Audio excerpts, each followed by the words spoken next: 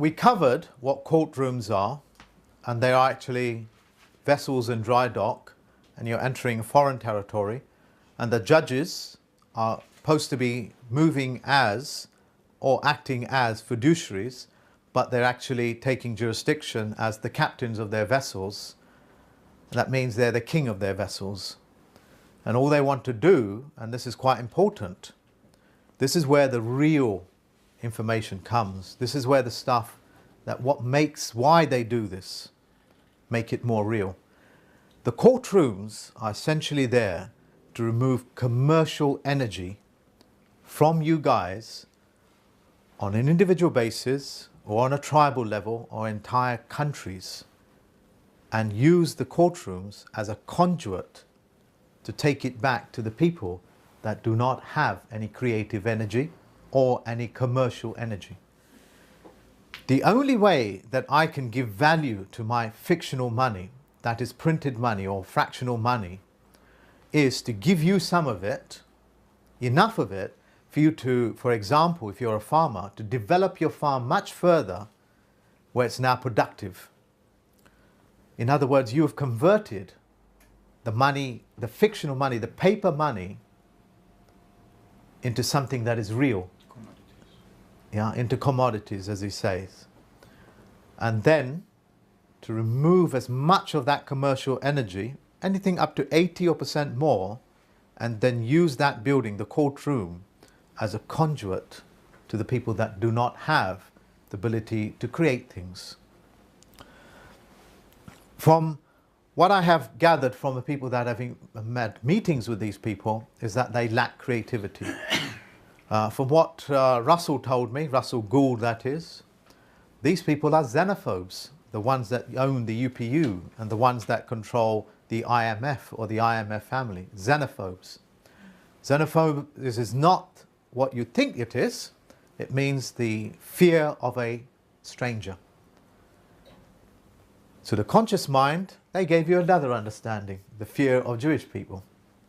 It's not. It means the fear of strangers. They're xenophobes. Yeah? And they have no creativity. So they create these mechanisms and the courtrooms to remove commercial energy. And they do that by creating the near perfect system. And underneath that, they slip in the poison. Yeah? Who's doing all the damage in the US and in this country? Who's removing commercial energy from the country? Yeah. And who are they doing it for? The federal system, the federal creators of the federal jurisdiction, the UPU. Yeah? If it's done in Ireland, it probably goes straight to the Queen, who would be the figurehead for the people that she is the figurehead of. Yeah? That's how they get the money off of you, is that they give you the illusion of currency, paper. They give you enough of it to make something of it, give it real value, sweat equity. Biblically, we call that earning, living. How did you phrase it? By the sweat of your brow you shall live. Yeah, by the sweat of your brow, which is known as sweat equity. Yeah, and once you've created this sweat equity, they remove it from you. And they put even laws in place, and they openly advertise it. So as a human being, you cannot inherit your blood, you cannot inherit wealth, you cannot inherit anything. And what's most important is that your children do not inherit the wealth that you made. Because if your children inherited it, then they wouldn't be able to remove any commercial energy from you to them. That's what these systems are about. And they created the language, the poisoning of the language for you, under the threat of death if you don't speak it, and all these systems that you see around you. That's why all of us have to go to work day and night, and there's no closure on how many hours we can work, how many hours we should work. There's no closure on how much tax you have to pay. You don't ever have any closure. You don't even have closure when you passed away. They're still in control of your inheritance. There is no closure until you, with the use of your will, albeit your thinking, because it's your thinking that will get you there, put a full stop to it. And he's saying, no, I ain't giving you any more commercial energy. Full stop. If you can find that within yourselves, to say that within yourselves, you are now in possession of your own thoughts. In other words, you're speaking like a man and a woman. And what does a woman mean? Man with a womb. When religion speaks of it, what do they get you to believe? It means man, woe man. Woe unto man. Man of sorrow. That's a lie. That's the duality in language. Telling the truth to the subconscious mind and lying to the conscious mind.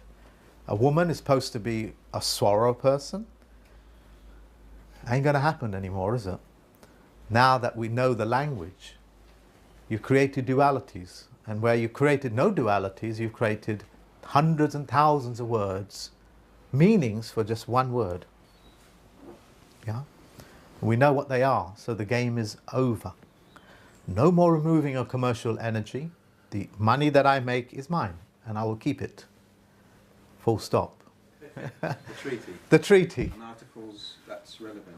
Okay, so for example, if you type in Google title, not statutes or laws, because what's a statute? It's a statute. What's a legislation? It's a leg of a statue. What's an act? It's an actor acting. What's parliament? Passing statutes and laws. Acting out? It's acting out. What does parliament mean? It means parlay. Talking, MENT, mental. They're openly telling you this is a talking shop. If you want to join us, let's have a really good talking shop and you become a member of a talking shop. Mental exercise. That's what that's about. Who passes laws? Nobody. Parliament sanctions the laws. It's given to them by the directors of Parliament. What they did is they got you to vote for the person that would be in control of that Parliament. That Parliament now makes the directors the beneficiary of the trust. You're supposed to be the beneficiary of your own trust. So the directors are the beneficiaries of the trust. So the commercial energy goes to the directors. The directors direct Parliament to say what they need to say. The laws, statutes and so on and so forth have been passed. So the long-winded way of saying that is if you type in titles, Title 18, do it, and you'll find out what Title 18s are. If you want to know what maritime law is, look up, I think, Title 46. It will show you. Cornell University has a beautiful website that lists all of these things. And you can do all your research there. Or any one of those government organizations. And they will give you the codes, the titles, the laws, how these things work. It will give you how flags operate.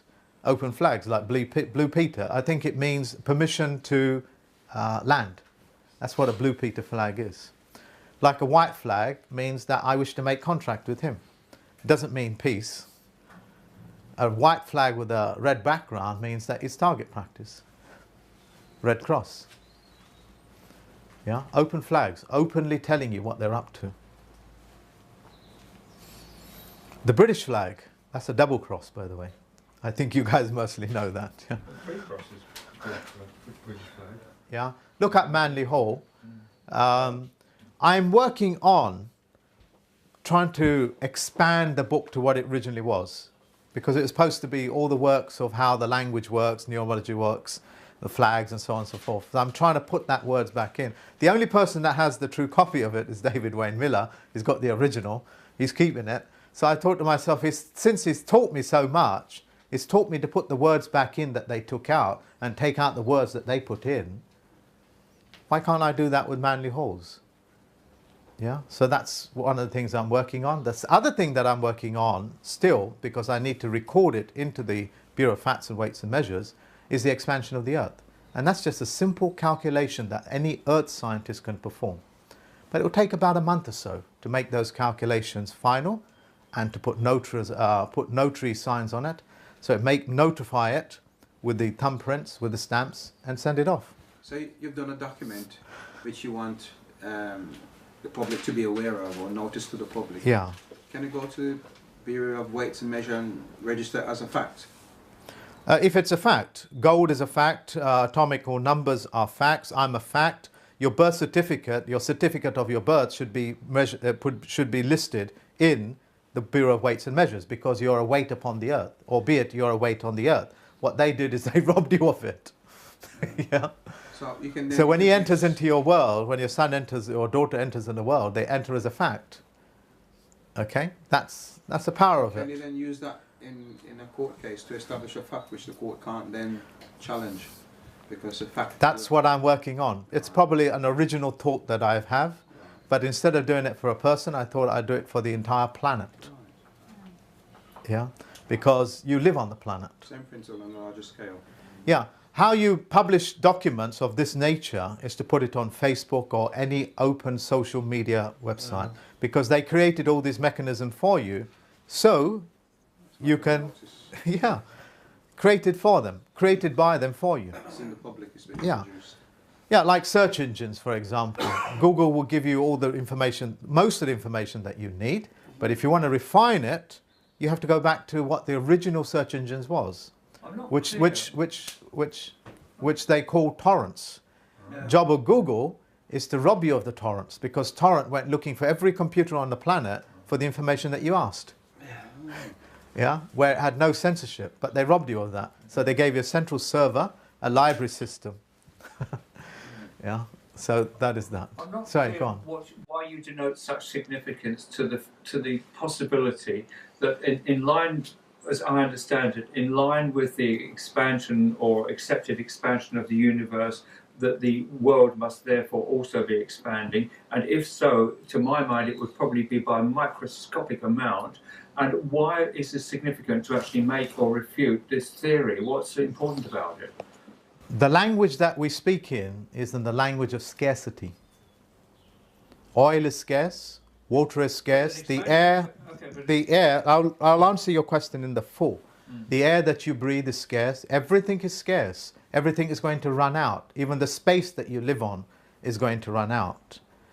If you remove scarcity mentality, you get people thinking in abundance mentality. Because abundance is a theory, not theory, it's the fact of nature. You plant one seed, it gives you 1,000. It's abundance theory. Dr. Covey, in the habits of habits of highly successful people, put it beautifully. You know, the scarcity mentality versus the people that think in abundance. The earth is abundant. They robbed you of that. In Russia, when they dig an oil well, they let it run dry. When it runs dry, they let it sit there for a few years, and then they come back in and retap that well because they know the oil fills it. Yeah, water is generated in your planet, trillions of gallons every single day, and it evaporates with the heat. The heat carries it out into space. It's constantly rejuvenating itself. Well, how come the North Sea's running out? I beg your pardon? How come that the volume of oil, for example, coming from the North Sea oil fields has diminished by something like 80% already, and the projection is that it will actually dwindle over the next 5 to 10 years to virtually nothing and trundle along onto 500,000 barrels or 250,000. So how does that, if it's all being topped up, why does it run out? Why does it run out? I just told you it doesn't. Nobody's... Oil fields are retapped. Russia oil fields, when it runs out, when it goes dry, they just leave it to sit for a little while. So and then they come back where the oil, the water fills. The aquifer under your planet, under the continents, are created all the time. They give you the idea it's water seeping through. Yes, some of it is, only a little bit of it. But it's actually water generated within the earth. That oil in the North Sea, it's proven that it's producing much less now than what it was in the 1980s. Boom time has gone. Again, or what?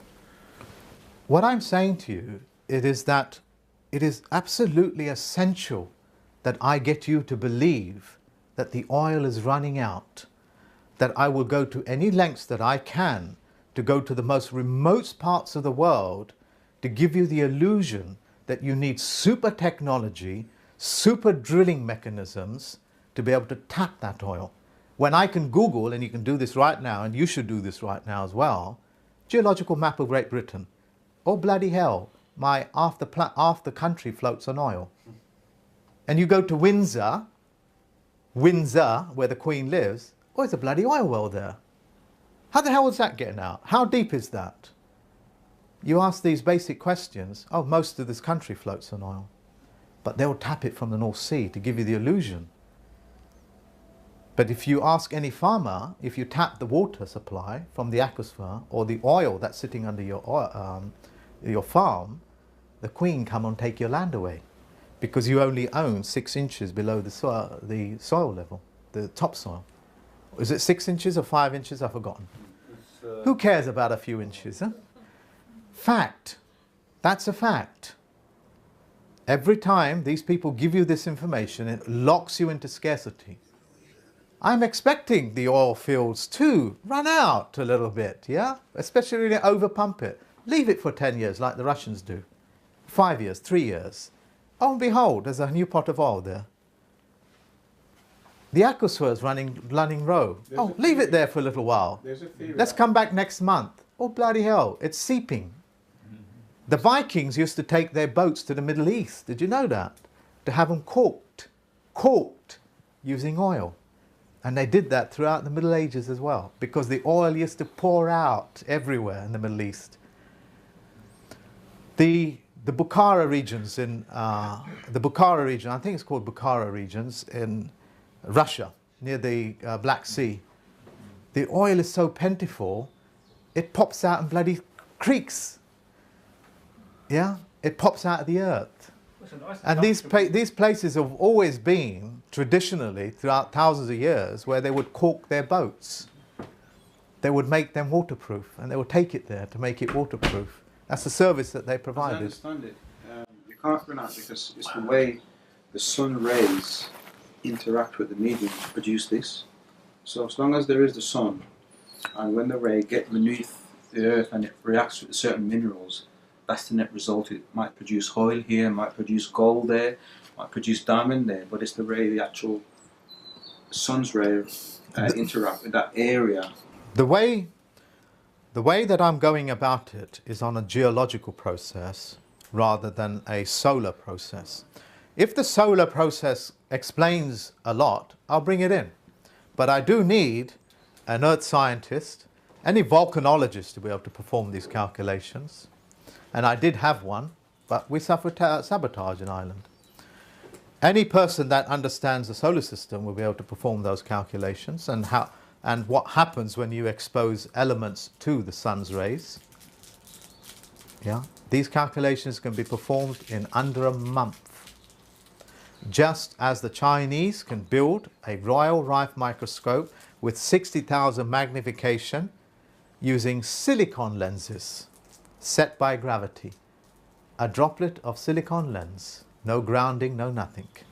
And gravity will set it beautifully to the shape that they want it by controlling the temperature and the viscosity of the drop, creating the exact sphere that they want, exact curvature.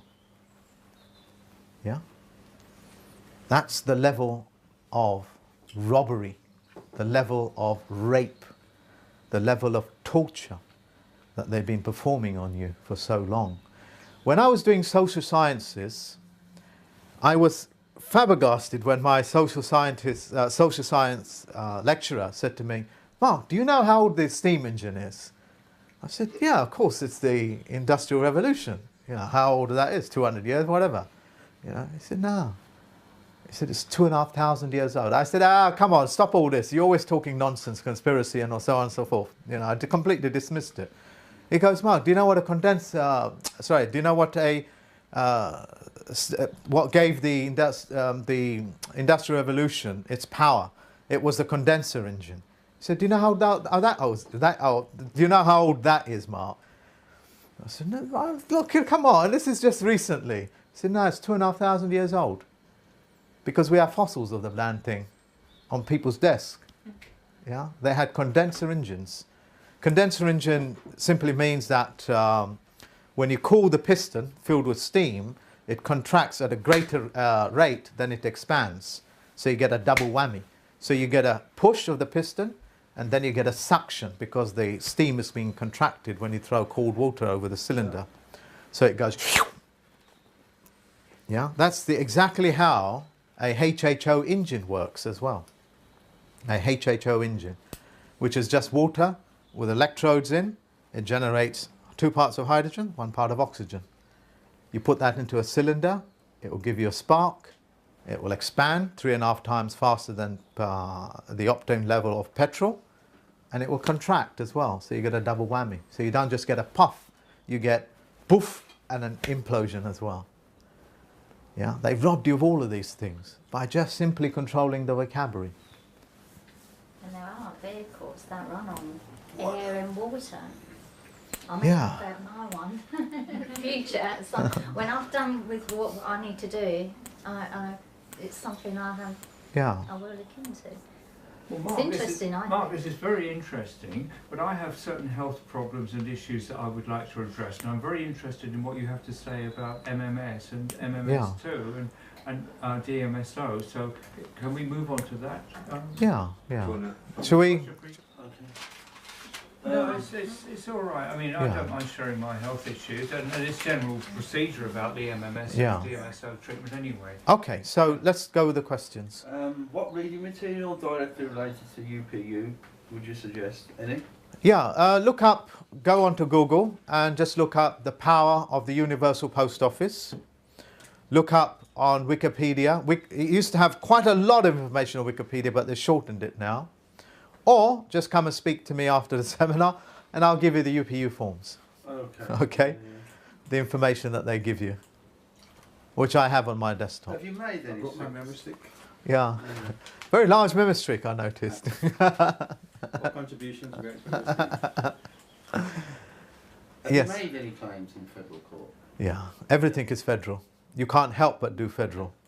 They robbed you of the federal jurisdiction because it's a near perfect system. All judges are supposed to be fiduciaries, but they're acting as the captain of their vessel under maritime law because it's a vessel in dry dock. So we can do them for fraud there. That's correct, yeah. Or reduce them to the fiduciary level. As you say, puny. Other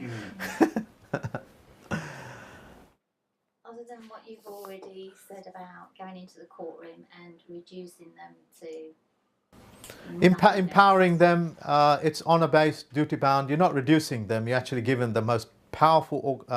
You're empowering them to become the most powerful person in that courtroom, which is to be honour-bound, duty-bound. When a person is honour-bound, duty-bound, they are automatically the most powerful people. Yeah, the captain is only captain of the vessel, nothing else. Self-interest. Yeah, his job is to remove commercial energy. You're going to use him to get back your commercial energy. Or go down the conduit, put your hand down there and pull out all the stuff that they stole from you. Claims, as they call it. These are claims. I'm talking big here because I haven't done that yet. Well, I've got a lot of claims to put forward, so. Yeah, I mean, I have not successfully put a claim in. Yeah, I've only successfully got people out of the courtrooms and to reduce the judges. This is my next stage. For that, you guys need to work together. In Ireland, I'm okay to do that because they look after me. But in Britain, it's up to the British people to do what they need to do.